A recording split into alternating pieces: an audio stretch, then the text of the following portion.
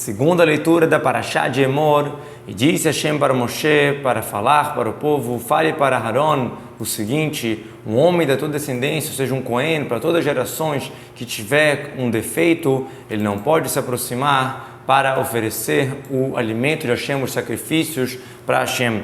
Lechem Elokav, o alimento de Deus chamado de pão, porque toda refeição é chamada de pão, como está escrito, Avad Lechem Rav, ele fez uma grande festa, uma grande refeição. Que todo homem que tiver um defeito não pode se aproximar, um homem cego ou manco ou harum, que o nariz está mais profundo e não interrompe para passar de um olho para o outro, ou sarua, que tem algum membro disforme. O que eles querem dizer? Que todo homem, acabou de falar, não pode ter defeito. E logo depois ele fala que todo homem que tiver defeito não pode, ou seja, não é lógico, não faz sentido, não é correto ele se aproximar para fazer os sacrifícios, porque, pela lógica que o versículo fala, será que você vai oferecer para o teu rei, para o teu ministro, para alguém importante, alguma coisa com defeito? Para Deus a gente tem que pegar o melhor, por mais que não tem nada de errado, a pessoa que ela tem essas adversidades físicas, para Deus a gente tem que pegar exatamente a perfeição em todos os sentidos. Harum quer dizer que o nariz dele está profundo entre os dois olhos, de uma maneira que ele poderia passar sombra nos dois olhos de uma vez, sendo que o nariz não vai interromper, não vai atrapalhar. O que quer dizer sarua? Que um órgão maior que o outro, por exemplo, um olho grande, um olho menor, ou uma coxa mais comprida que a outra, etc.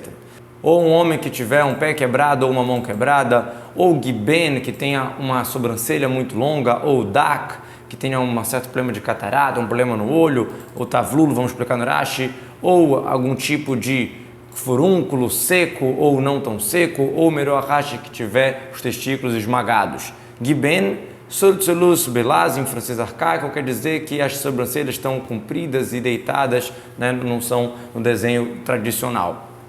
Ou dak, que tem no seu olho um do, como uma catarata, alguma coisa interferindo, como a chamada notekado, que estendeu como uma cortina. Se você tivesse uma cortina no olho dele. O que é tavlul? Tavlul vem de mebalbelo, que confunde, que atrapalha o olho. Por exemplo, se ele tem um fio branco, que ele sai da parte branca do olho e ele vai atravessando a íris e alcançando a parte da pupila. Né? Ele chama aqui de ógulo, o círculo que envolve a parte preta, que a gente chama de íris, e esse fio branco ele está interrompendo a íris e entrando na pupila.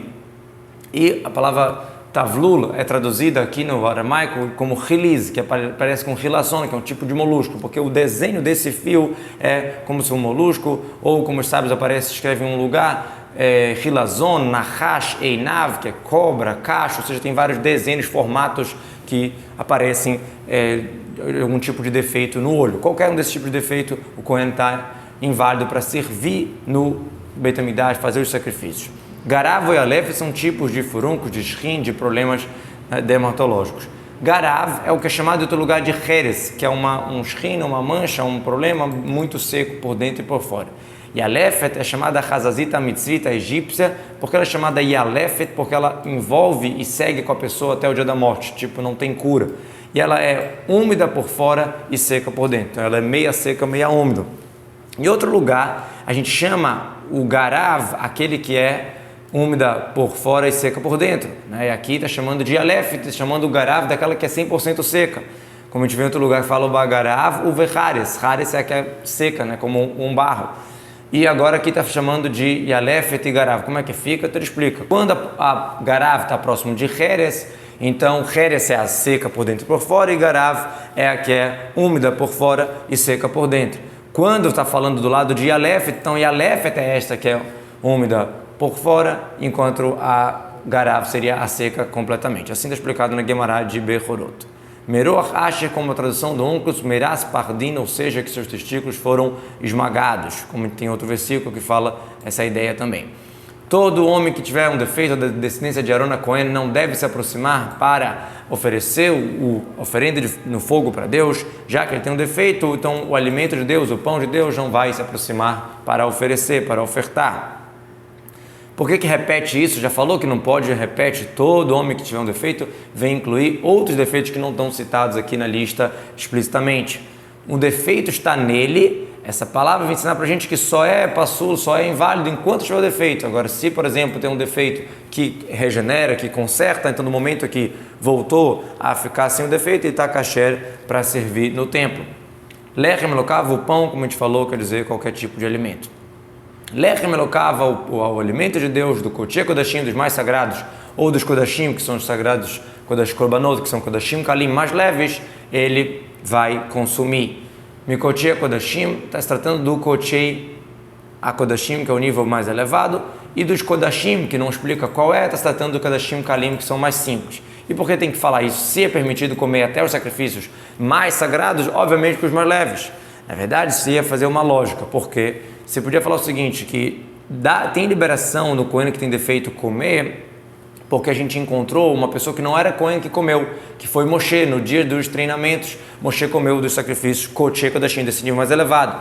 Mas, no caso do peito, a coxa de Kodashim Kalim, do Shlamim, a gente não encontra nenhum caso de um zar, uma pessoa que não era Cohen, um estranho, no caso que não era Cohen, que consumiu. Por isso que fala também do Kodashim Kalim. Então, o Cohen que tem defeito, ele não pode fazer o sacrifício, não pode jogar o sangue, fazer os trabalhos no templo, mas ele pode comer do sacrifício. Porém, para o Parochet ele não vai vir, para o Mizbeach não vai se aproximar, já que ele tem um defeito nele, não vai profanar o que é sagrado para mim, ou seja, o meu trabalho é sagrado, que eu sou Hashem, que santifico vocês. O que quer dizer para o Parochet? Para jogar aquelas 7 vezes que eram jogadas no Parochet, então esse serviço ele também não pode fazer. Para o Mizbeach, está falando do Mizbeach externo, onde era feito os sacrifícios. E por que precisa falar se não pode servir no Parochet? Obviamente que no Mizbeach também não pode, que é do lado de fora, o Parochet fica do lado de dentro, próximo do Kodesh Kodashim, do mais sagrado. A questão é que no altar tem muito mais sacrifícios, o Parochet tem poucas coisas que é feito ali, então precisou falar dos dois, ele não pode fazer nenhum tipo de serviço. E não vai profanar o que é sagrado para mim, ou seja, que se ele por acaso fizer algum serviço, aquele korban tapassul está impróprio. Disse Moshe para Haron, para seus filhos e para todo o povo de Israel, ou seja, essa mitzvah, essa lei dos defeitos, Moshe passou para o povo. Por que tem que passar isso para o povo? Basta passar para os Kohanim, porque o Beidin, o tribunal, que é montado também de pessoas que não são Kohanim, vão advertir, vão cuidar para que não tenham um Kohen com defeito servindo no templo. E disse Hashem para Moshe o seguinte: fale para Haron, para seus filhos, eles vão se afastar dos korbanot que são santificados pelo povo de Israel quando estão com impureza, para assim não profanar o meu nome sagrado que eles estão santificando para mim. O Rashi já vai explicar que esse final do versículo está tratando sobre os kodshei, não sobre o nome sagrado. Os sacrifícios que foram santificados para mim, não se afastem deles quando estiver com impureza, para não profanar o meu nome. Vem Nazru, a palavra vem Nazru vem de Nazir, que é se afastar, como a gente encontra, vem Nazir, Mecharai, se afastou para trás, assim por diante, ou seja, quando está nos dias de impureza, o Kohen deve se afastar para não consumir e não servir no templo de qualquer maneira. A ordem do versículo, como a gente falou, Saresa Mikrav Edrashiv, você deve transpor a ordem aqui, que o sentido é, se afastem dos sacrifícios, Mikotchei Ben Israel, que eles estão santificando para mim, para assim não profanar o meu nome santo. Essa é a ideia. Shehem Agdeshim Lig, santificando para mim, ou seja, mesmo se os Kohanim estão fazendo sacrifícios, também tem que tomar cuidado quando está com impureza de não participar. Fale para eles, para todas as gerações, todo homem que vai se aproximar de toda a sua descendência, qualquer Kohen, para os korbanot, que o povo vai santificar para Deus com a impureza sobre ele, então a alma dele vai ser banida de perante mim, eu sou Hashem. O que quer dizer ikrava, aproximar? Aproximar aqui quer dizer consumir, ou seja, a proibição do Kohen, estando no status de impureza, consumir dos korbanot, dos sacrifícios. A gente encontra em outro lugar também essa mesma proibição que é usada em linguagem de tocar. Bechol Kodesh Lotigá. Quando a pessoa estava impura, não vai tocar em todo sagrado, não é tocar e sim consumir. É uma advertência para consumir. Os sábios aprendem isso de uma comparação de versículos. E eu sou obrigado a falar que não é obrigado, não é culpa só por tocar, porque a gente encontra em outro lugar a Torá falando a pena de carê, da alma ser banida por consumir. Então, se aqui fosse uma advertência para não tocar, então se nem tocar pode, obviamente que não pode consumir. E a Torá em outro lugar fala sobre a proibição de consumir. 2 caretos escritos um do lado do outro, então se tocar já seria hayav, não seria necessário falar sobre consumir. Assim está explicado no Midrash Torat Kohanim. Será que alguém que toca vai ser hayav? Então está escrito ikrav. Por que fala então se aproximar? Ou seja, do momento que o korban está pronto para ser sacrificado, aí se a pessoa tiver com impureza consumir, ele vai ser hayav. Ou seja, por exemplo, um sacrifício foi feito abate. Se já tiver sido jogado o seu sangue no altar, a partir dali ele já tem um status maior de sacrifício. Se alguém tiver impuro consumir, já é a pena de careta. Mas se ainda não tiver sido jogado o sangue, chamado matiravo, que libera o sacrifício, que autoriza o sacrifício ser feito, então ainda não tem essa pena aqui. E em outro lugar está explicado por que está escrito 3 vezes careta, a pena de ser banido no caso de impureza dos kohanim quando vão consumir. Está explicado já numa certa Shavuot, que é para falar regra geral, para falar qual caso específico, também para te ensinar sobre o korban olé veored, que existe um sacrifício especial quando a pessoa, sem querer, come um sacrifício com impureza. A sua impureza vai estar sobre ele, está se tratando da impureza do ser humano. Será que eu podia interpretar que está falando da impureza da carne, que o korban está impuro, que também existe essa proibição, mas não é o que está falando aqui? Será que seria a impureza dele, da carne? Então, e está se tratando de um homem impuro que comeu um korban impuro? Não, você é obrigado a falar pelo sentido que está se tratando da pessoa que tem impureza, porque fala sobre ele, ou seja, aquela pessoa que a impureza voa dele, está sobre ele, está em cima dele, e quando ele se purifica, vai embora. Venichretá vai ser banido? Será que vai ser banido de um lado, mas vai ficar em outro? Né? Vai poder ficar em algum lugar? Por isso que continua, eu sou Deus, ou seja, de perante mim, eu estou em todo lugar, então vai ser banido mesmo. Um homem, ou seja, qualquer homem da descendência de Aaron, se ele tiver leproso ou usado, que tiver aquela secreção do homem, nos sacrifícios ele não pode consumir até se purificar, ou aquela pessoa que tocou em alguém que está impuro para um falecido, ou um homem que saiu dele uma emissão de sêmen. Miséria Aaron, da descendência dele. Em todo aquele que está impurificado por uma alma, ou seja, aquela pessoa que tocou num falecido, que a pessoa que tocou no morto também passa a impureza. O Cohen não tocou no morto, tocou na pessoa que tocou no falecido, já tem a impureza, já tem a proibição de consumir os sacrifícios. Ou um homem que tocar em todo tipo de inseto que vai impurificar ele, ou no ser humano que vai impurificar ele para todo tipo de impureza. Por que fala um inseto que vai impurificar? Porque não fala simplesmente um inseto que tiver o tamanho suficiente para impurificar, que é o tamanho de uma lentilha. Ou no ser humano, no morto, ou seja, se o Cohen tocar realmente diretamente no morto, que vai impurificar, ou seja, que tiver tamanho para impurificar, ou seja, um kazait, que é o tamanho de uma azeitona, mais ou menos, não exatamente, do corpo do falecido, né? Se tiver um pedaço, alguma coisa assim, já impurifica, como tem várias leis sobre isso. Toda a sua impureza, ou seja, outras impurezas também, se a pessoa tocou num zav, numa zavá, num homem que teve uma secreção, ou numa mulher, numa nidak, que teve menstruação e tudo isso, ou numa mulher que deu à luz.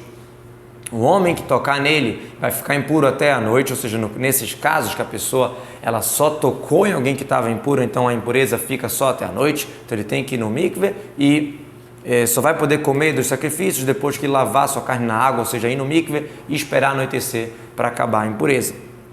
O homem que tocar em todos esses impuros que a gente falou até aqui, e aí vai vir o sol, vai ter o pôr do sol, ele vai se purificar e depois disso ele vai comer dos sacrifícios, afinal isso aqui é o pão dele, é o alimento dele, essa parte está se tratando da trumá, que é uma doação que é dada para o Cohen, que é o alimento do Cohen, então ele vai ser liberado de ser consumido após o anoitecer.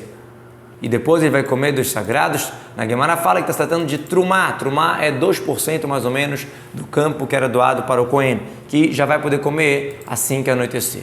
Dos sacrifícios, e não todos, porque algumas coisas o Cohen só vai poder comer no outro dia, depois que ele levar um sacrifício no templo. Nevelar o trefá loyochalo, o Cohen não pode comer um animal nevelar, vamos já explicar que está se tratando aqui da questão da impureza, nevelar um animal que morreu sem ser com abate, trefá que foi devorado, que isso vai impurificar ele, eu sou Hashem.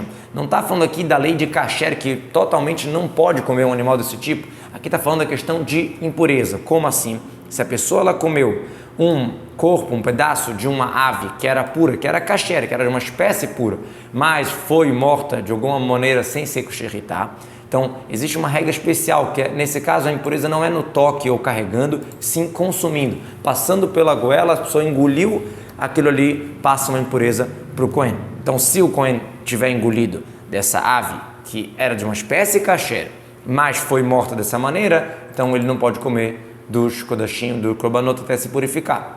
E por que a Torá detalha o trefá, que foi um animal devorado, se afinal não existe essa questão, não tem uma diferença? É para te ensinar que só na espécie que tem trefá, ou seja, só um animal na espécie kasher, que poderia ser kasher e poderia ser trefá, que é um animal que foi devorado e não vai ser kasher, E aí, nesse caso, se foi morto de qualquer outra maneira, sem ser shiritai, a pessoa engoliu, passa a impureza. Vem excluir um animal que já não é kasher e que não tem essa impureza engolindo. Vocês vão guardar a minha vigília e não vão pegar sobre si, aguentar pecado e vão morrer nele, que vão profanar a vigília de Hashem. Eu sou o Deus que santifico vocês. Ou seja, guardem minha vigília, cuidem para não comer a trumá com impureza do corpo, porque senão vão morrer com ele, ou seja, é pena de morte pelos céus se a pessoa comer a trumá com impureza. E todo estranho, ou seja, que não é Cohen, não pode comer kodesh, não pode comer a trumá. Um trabalhador para o Cohen, toshav, que é fixamente com ele, ou sahir, que é mais por um tempo, como já vamos explicar, não pode comer trumá, que é chamado aqui de kodesh, sagrado, está se tratando da trumá. Kodesh, o Rashfal está se tratando de trumá, que todo assunto aqui é da terumá. O que quer dizer o toshav e o sahir? Toshav do Cohen e o sahir do Cohen. Por isso que fala toshav Cohen. A pontuação com patar mostra que é exatamente ligado à próxima palavra. Não é um habitante, são toshav Cohen, um habitante do Cohen, que mora com o Cohen. Qual é o caso? É o caso do escravo judeu que quis ficar mais de 6 anos escravo e ele é furado a orelha e tudo isso, que ele fica até o Yovel, fica até chegar o ano 50º. Mesmo assim, não pode comer a trumá. O que seria o sahir? É aquele que está para alguns anos para trabalhar, que depois de 6 anos ele vai sair. Então, nesses casos que o corpo dele, ele mesmo, não está adquirido para o seu patrão, eles não podem comer a trumá, porque eles só estão momentaneamente, por mais que seja por muitos anos, e não é totalmente do Cohen. Agora, um Cohen que adquirir para si uma alma, ou seja, um escravo, que é parte do dinheiro dele, que é um bem dele, ele pode comer a trumá, ou os que nascerem na casa dele também vão comer do seu alimento, ou seja, vão poder comer da trumá. Está se tratando aqui de um Eved Canani, não judeu, que é adquirido totalmente para o patrão. E que nasceu, ou seja, filho das escravas. Também uma esposa do Cohen pode comer da trumá, a gente aprende desse versículo aqui, porque a esposa também é adquirida pelo Cohen. E também está escrito em outro lugar, todo puro na sua casa vai comer. Então, a esposa do Cohen pode comer a trumá. A filha de um Cohen que casar com um homem estranho, ou seja, um homem que não é Cohen, que é Levi, que é Israel, ela não pode mais comer a trumá, essa parte sagrada, essa parte reservada da doação do povo Israel para o Cohen. Um homem estranho já explica, um Levi ou um Israel, que é da outra casta que não é Cohen. Agora, essa mesma filha, se ela ficar viúva ou se separar do marido, desse marido que não era Cohen, e não teve filho, então ela vai voltar para a casa do seu pai, como na sua juventude, ela vai poder comer do pão, do alimento, ou seja, da trumá do seu pai. Mas um estranho não pode comer. Por que repete? Vamos já ver no Rashi. Alamaná, o gruxá, viúva ou separada desse homem que não era Cohen. Se não tiver filho e ela volta, pode comer. Mas se tiver filho, então é proibido ela comer trumá enquanto aquele filho estiver vivo. E todo estranho não pode consumir. Por que repete isso? Vem te ensinar, excluir o onen. Onen é quando falece um parente próximo do Cohen naquele dia, que o Cohen pode comer trumá mesmo estando no status de onen. Zarut, um estranho que não é Cohen, não pode. Mas aninut, ou seja, um Cohen que está nesse status de luto, ele pode comer a terumá. E um homem que não é Cohen, que comer sem querer kodesh trumá, ele vai pagar 20% a mais, 1/5, e vai dar para o Cohen, vai pagar esse prejuízo que ele deu. Está escrito que ele vai dar para o Cohen o sagrado. Como assim? Ele vai ter que arrumar uma trumá, comprar uma trumá? Não, ele vai dar algo que pode ser sagrado. Em vez de ele pagar o dinheiro, ele vai dar frutas, cereal, do rolim, ou seja, do comum, do tradicional, e eles viram trumá na mão do Cohen. E não vão profanar o que é santificado pelo povo de Israel, que eles vão separar Yarim, vão doar para Hashem. Quando a gente dá trumá para o Cohen, a gente dá para Hashem, na verdade, e Hashem mandou dar para o Cohen. Não vai profanar, ou seja, de dar para outra pessoa comer que não é Cohen. Que se for isso, eles vão receber sobre si uma culpa de pecado, comendo o que é sagrado, que eu sou Hashem que santifica vocês. Otam, a eles, aqui o sentido é a si mesmo, que a pessoa que come aquilo que era separado para trumá, recebe uma culpa sobre si. Uncus traduz que comeu com impureza. Isso aqui diz Urashi desnecessário, porque não sendo Cohen já está errado comer a trumá. Otam, a eles, esse é um dos 3 et, que fala os ou as, que Rabi Ishmael explicava que está tratando para si próprio, como por exemplo, no dia que completar os dias do Nazir, e a Viotô vai trazer a eles, no caso de trazer a si, e o nosso aqui que a gente viu da culpa para si mesmo, ou no caso de Moshe Rabbeinu, que está escrito que enterrou a ele no Gai, ele enterrou a si mesmo, assim está explicado no Sifri, Moshe Rabbeinu próprio se enterrou.